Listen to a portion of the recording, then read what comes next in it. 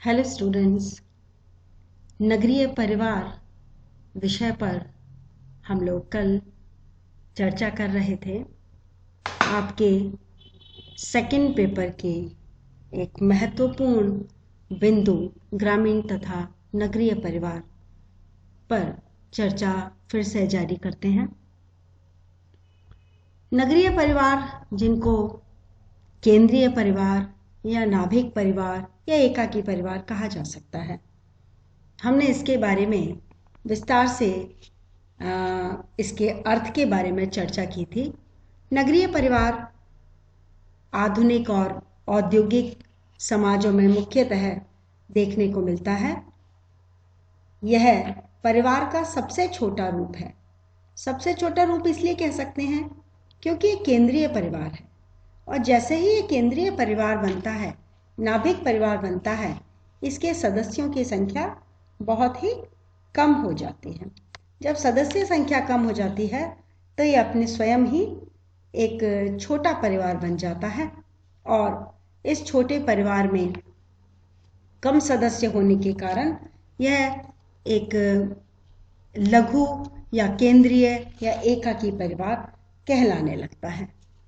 इसमें एक या दो पीढ़ी के सदस्य एक साथ रहते हैं। इसकी यह एक बड़ी विशेषता है, और वे सदस्य भी माता पिता और अविवाहित संतान होते हैं। इसके साथ ही ये परिवार घनिष्ठ रूप से जुड़े होते हैं। घनिष्ठ रूप से इसलिए जुड़े होते हैं क्योंकि सदस्य संख्या कम होती है, कम लोग होते हैं। परिवार में सभी लोग एक दूसरे के ऊपर निर्भरता रखते हैं। यही कारण है कि ये एक दूसरे से बहुत घनिष्ठ तरीके से जुड़े होते हैं। फिर जब हम इसकी विशेषताओं पर जाते हैं तो पाएंगे कि नगरीय परिवार सीमित आकार होता है। यह नाभिक परिवार होते हैं। जैसा कि मैंने अभी आपको बताया, परिवार उपभोग की इकाई होता है। देखा जाए तो अगर ग्रामीण परिवार की बात करें तो वहां पे परिवार उत्पादन भी करते हैं और उपभोग भी करते हैं, लेकिन नगरीय क्षेत्रों में परिवार केवल उपभोग की इकाई होता है, क्योंकि वहां उत्पादन नहीं होता और विभिन्न व्यावसायिक कार्यों से, पेशेगत कार्यों से लोगों को अपने अपने वर्क प्लेस पर, कार्यस्थल पर जाना होता है। हमने ग्रामीण परिवार की जब विशेषताएं देखी थी तो पाया था कि वहां स्त्रियों की स्थिति अपेक्षाकृत निम्न होती है। स्त्रियों की स्थिति निम्न होने के कारण बहुत सारे हैं। ग्रामीण परिवार इसका एक बड़ा कारण नहीं है, किंतु ग्रामीण परिवारों में स्त्रियों को शिक्षा, स्त्रियों को आर्थिक, सामाजिक, पारिवारिक निर्णय की स्वतंत्रता आदि नहीं मिल पाती। साथ ही गांव में बहुत सारी कुरीतियां होती हैं जिनकी वजह से स्त्रियों की स्थिति निम्न रह जाती है। किंतु नगरीय परिवार क्योंकि नाभिक होते हैं, आधुनिक होते हैं, औद्योगिकरण की वजह से, नगरीकरण की वजह से, आधुनिकीकरण की वजह से वे परिवार समझदार होने लगते हैं। स्त्रियों की उसमें सहभागिता बढ़ जाती है। पारिवारिक निर्णय हो या सामाजिक निर्णय हो, आर्थिक निर्णय हो, राजनीतिक निर्णय हो, शैक्षिक निर्णय हो, स्वयं के लिए और अपने बच्चों के लिए, अपने पति के लिए, अपने परिवार के लिए निर्णय में उनका स्थान बढ़ जाता है। तो इस प्रकार से स्त्रियों की स्थिति उन्नत हो जाती है। नातेदारी का कम महत्व, हमने कल एक और बिंदु देखा था। नातेदारी का महत्व कम क्यों होता है?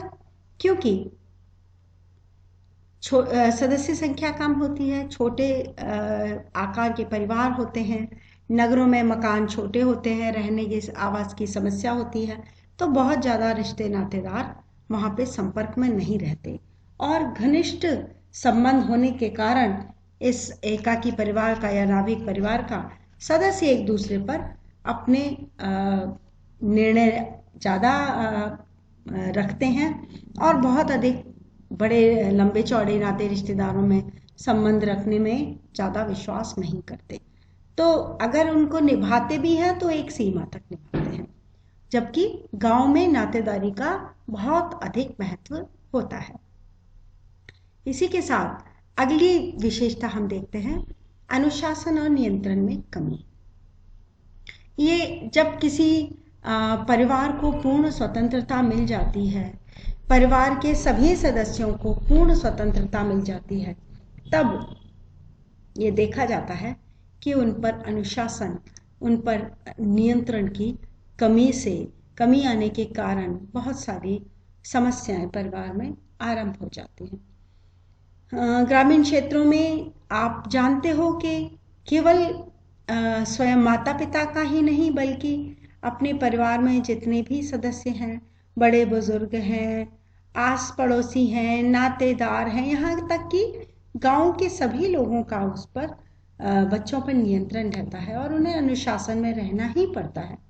जबकि नगरीय क्षेत्रों में रहने वाले बच्चे, लड़के लड़कियां अपने माता पिता के नियंत्रण में फिर भी रहते हैं। कितनी ही बार तो वे माता पिता के कठोर नियंत्रण से भी बच निकलते हैं, क्योंकि घर से बाहर उनका निकलना होता है, स्कूल या कॉलेज या विश्वविद्यालयों में पढ़ने जाते हैं, फिर घर के बाहर कई गतिविधियों में भाग लेते हैं, मनोरंजन के लिए जाते हैं, ना बाजार, सिनेमा, पार्क, थिएटर आदि बहुत सारी चीज़ों में उनका इन्वॉल्वमेंट हो जाता है। तो एकाकी परिवारों के या नगरीय परिवारों के बच्चों में ग्रामीण परिवारों की तुलना में अनुशासन और नियंत्रण की कमी देखी जाती है। इसी के साथ परंपरा का कम महत्व है।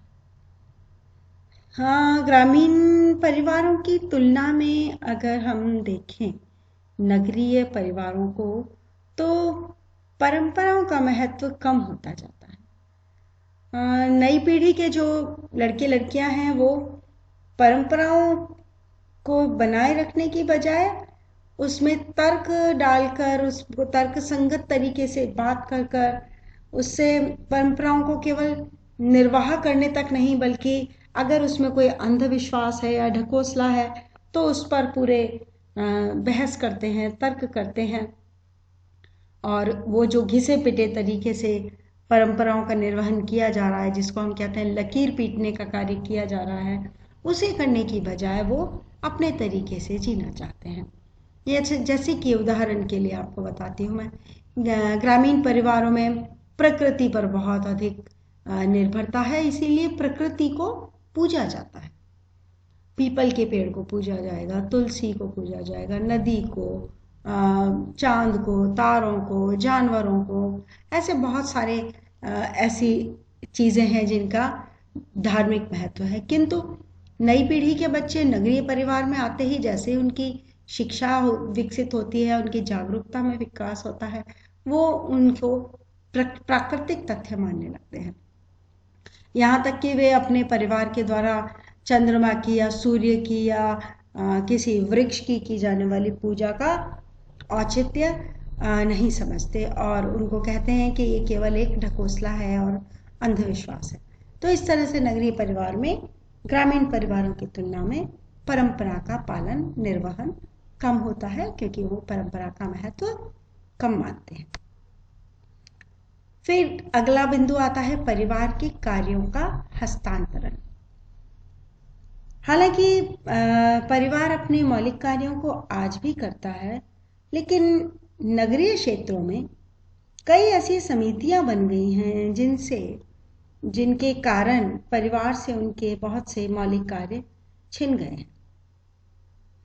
जैसे कि परिवार में, एकाकी परिवार में बच्चों का पालन पोषण ग्रामीण परिवार जो होता था उसमें तो माता पिता कर लिया करते थे, बच्चे के दादा दादी और घर में बुआ चाचा जो भी बच्चे के संयुक्त परिवार में और सदस्य होते थे। यदि माता पिता के पास वक्त नहीं है तो उनकी जिम्मेदारी केवल कुछ ही होती थी, बाकी उनका देखभाल करना और उनका समाजीकरण करने में संयुक्त परिवार की, ग्रामीण परिवार की बहुत अधिक भूमिका होती थी। लेकिन वो भूमिका ले ली है क्रैच ने।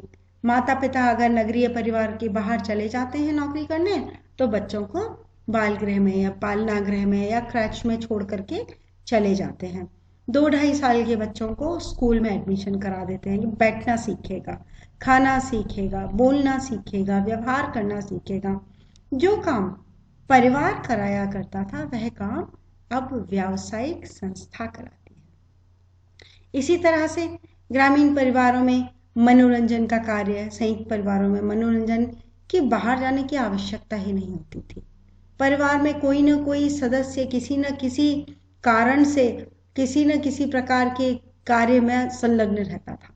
इतने सारे लोगों की संख्या होती थी कि किसी का जन्मदिन, कभी किसी की सगाई, कभी किसी की विवाह वर्षगांठ, कभी किसी का कोई और कारण होने से उत्सव मनाया जाना, त्योहारों का एक साथ मनाया जाना और कई कई दिनों तक त्योहारों में व्यस्तता बने रहना, इससे कि मनोरंजन होता रहता था और किसी भी व्यक्ति को बाहर मनोरंजन करने जाने की आवश्यकता ही अनुभव नहीं होती थी। लेकिन क्योंकि एकाकी परिवार, नगरीय परिवार सीमित हो गया है, तो परिवार के जो कार्य हैं उनका समाजीकरण का कार्य व्यावसायिक संस्था कर रही है, मनोरंजन का कार्य व्यावसायिक संस्था कर रही है, शिक्षा का कार्य व्यावसायिक संस्था कर रही है, टिफिन भोजन बना करके खिलाने का कार्य व्यावसायिक संस्थाएं कर रही हैं, बाहर से खाना मंगाना, टिफिन मंगाना, ये परिवार की आवश्यकता हो जाती है कई बार नगरीय परिवार। जबकि ग्रामीण परिवारों में ऐसी कोई भी इमरजेंसी कभी नहीं आती कि खाना बाहर से बनवाना पड़े। अगर माता पिता किसी कारण से कार्य अपना नहीं कर पा रहे हैं या भोजन की व्यवस्था नहीं कर पा रहे, तो परिवार में कई सदस्य ऐसे होते हैं जो कि भोजन की व्यवस्था करते हैं। तो इस प्रकार से परिवार के कार्यों का हस्तांतरण बाहर हो गया, व्यावसायिक संस्थाओं हो गया है। अगला बिंदु है सत्ता में माता और बच्चों की भागीदारी। ग्रामीण परिवारों में जैसे कि महत्वपूर्ण निर्णय जो भी होते हैं वो पिता के द्वारा लिए जाते हैं। पिता मतलब उस परिवार का सबसे बड़ा पुरुष सदस्य। परिवार में उसी की सत्ता चलती है, उसका यहाँ तक कह सकते हैं आप निरंकुश सत्ता, उनका एकमात्र अधिकार निर्णय लेने का, नियंत्रण करने का। हालांकि ये बात नगरीय परिवारों के लिए सही है कि पुरुष प्रधान परिवार है और पुरुष प्रधान समाज है, तो उसमें पुरुष की जो सबसे बड़ा पुरुष है यानी कि जो पति है उसकी ही परिवार में महत्वपूर्ण निर्णयों में उसकी भागीदारी होती है। किंतु पत्नी जिसको माता कह सकते हैं उनकी भी सत्ता में भागीदारी होती जा रही है। कई परिवार तो नगरीय क्षेत्र में आपको अधिक मिलेंगे, ऐसे देखने को मिलेंगे जहां पर पत्नी पति के बराबर कमा रही है, पति के बराबर शिक्षित है, बच्चों की पूरी राय ली जाती है, बच्चों की उसके परिवार के निर्णयों में भागीदारी होती है, माता पिता वही करते हैं जो बच्चे चाहते हैं। कई सारे निर्णय माता पिता स्वयं बच्चों पर छोड़ देते हैं, अपने परिवार में उसका पूरा एक तरह से विकेंद्रीकरण कर देते हैं, निर्णयों का, सत्ता का, नियंत्रण का, कि इस कार्य की अनुमति इससे ली जा सकती है, इस कार्य की अनुमति इससे ली जा सकती है। तो इस प्रकार का जो विभाजन है परिवार में नियंत्रण को लेके और नियमों को लेके और सत्ता को लेकर के, वह बहुत ज़्यादा विकेंद्रित हो गया है, उसका केंद्रीकरण नहीं रहा ग्रामीण परिवारों की तरह से। तो ये एक नगरीय परिवार की बहुत बड़ी विशेषता है। इस बिंदु पर जो हमने आज कंप्लीट किया है, इस पर कुछ प्रश्न बनते हैं जो आप नोट कर लीजिए।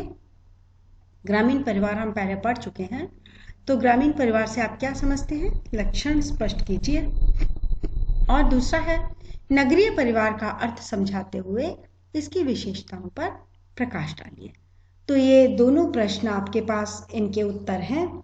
आप मेरे इस लेक्चर को सुनिए, बार बार सुनिए, नोट करिए, अपने उत्तर लिखिए, और अगर कोई समस्या है, कोई डाउट है, कोई जिज्ञासा है, तो आप मुझसे संपर्क करिए।